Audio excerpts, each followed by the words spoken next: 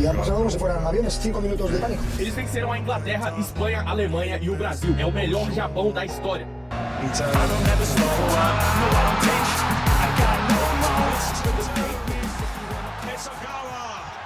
Empatar com a gigante Holanda, batendo de frente, e aplicar uma goleada no segundo jogo da Copa do Mundo não é sorte. E definitivamente não é o futebol tradicional japonês. Se você assistiu os últimos jogos do Japão e achou que a seleção deles evoluiu do nada, você está plenamente enganado. O que você está vendo em campo não é uma zebra tática, é a execução literal de um projeto de mangá, que começou a ser desenhado há 8 anos. Eles não estão apenas jogando bola, eles estão testando uma reprogramação mental em massa. E hoje eu vou te provar isso. Para você entender o tamanho da armadilha, a gente precisa olhar para os bastidores da JFA, a Federação Japonesa de Futebol. Quando uma seleção normal vai lançar um uniforme da Copa, ela contrata uma agência de publicidade, de Nova York, de Paris. Sabe quem a Federação Japonesa chamou? Muneyuki Kaneshiro e Yuzuki Nomura, os criadores de Blue Lock. Eles foram contratados para desenhar o conceito visual da seleção. Você consegue dimensionar o que é isso? O órgão máximo do esporte de um país trilionário entregou a identidade de seus atletas na mão de desenhista de mangá. O recado do governo japonês estava dado ali. A nossa realidade, a partir de agora, vai ser pautada pela nossa ficção. Durante décadas, o Japão investiu pesado em futebol. Centros de treinamento, categorias de base, intercâmbios com a Europa, disciplina, organização, planejamento. E mesmo assim, existia um teto. A seleção crescia, mas nunca produzia atacantes capazes de mudar uma Copa do Mundo sozinhos. Enquanto a Argentina tinha Messi, Portugal tinha Cristiano Ronaldo, França tinha Mbappé, Brasil tinha o Neymar, o Japão continuava produzindo jogadores tecnicamente excelentes, mas raramente produzia monstros. E foi exatamente aí que Blue Lock atacou. O mangá não cresceu para ensinar futebol, ele nasceu para provocar. A mensagem era simples: o maior problema do Japão não é falta de talento, é excesso de obediência.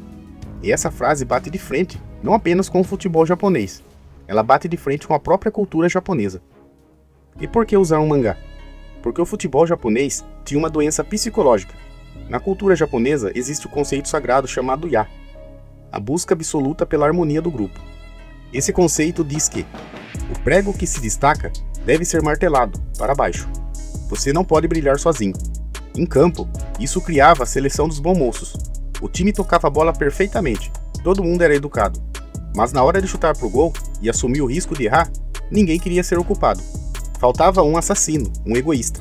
Aí que entra de empate ego. O discurso dele, no primeiro episódio do anime Blue Lock, não foi escrito para o fã de anime.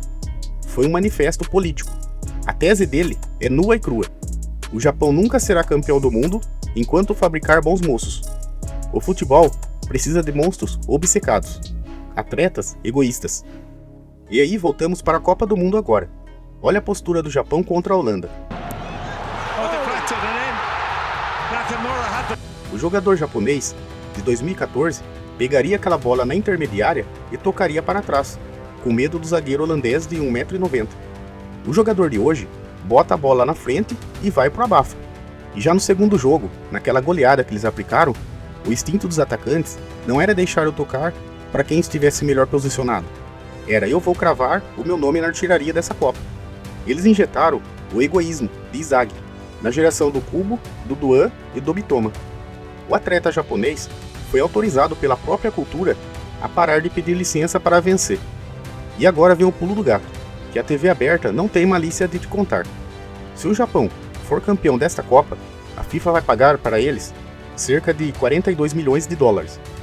Você acha mesmo que Tóquio está preocupado com esses 42 milhões de dólares? Só a indústria de animes e mangás movimenta quase 20 bilhões por ano. Quando a seleção real amassa um rival em campo, usando a ideologia de Blue Lock, as vendas do mangá no ocidente sobem 300% na mesma semana. O futebol para o Japão virou um outdoor, de 90 minutos transmitido para o planeta inteiro, para vender a verdadeira soberania deles, o soft power otaku. A FIFA acha que é dona do evento, mas quem está faturando na bilheteria é a Kodansha e a Toei. Então no próximo jogo do Japão, não olhe para o banco de reserva, olhe para as arquibancadas. O de empate ego está lá, assistindo ao experimento dar certo.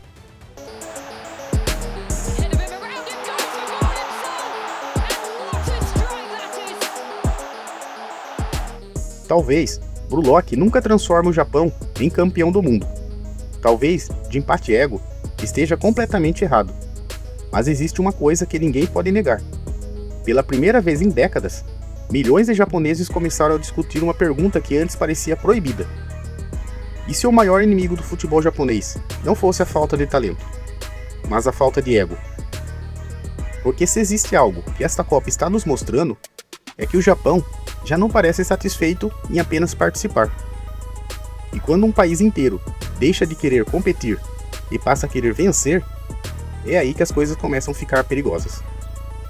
O Brasil que se prepare, hein? Pode ser que, nos cruzamentos do mata-mata, o Brasil enfrente o Japão.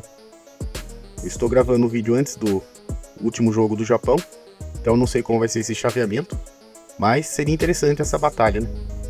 Brasil versus Brulock. Para quem você vai torcer? Você se lembra do Brasil perdendo pro Japão no ano passado? Jogo terrível da nossa seleção no segundo tempo, entregada do Fabrício Bruno e uma virada para 3-2 dos japoneses. Agora eu quero a sua leitura tática aqui nos comentários. Essa arrogância injetada na mente dos japoneses vai colocar eles na final da Copa do Mundo? Ou esse egoísmo todo vai fazer o time rachar no meio, na próxima fase de mata-mata? Digita a palavra plano e a sua teoria abaixo, que eu vou fixar o comentário mais inteligente. Meu nome é Eber e a gente se vê na próxima investigação.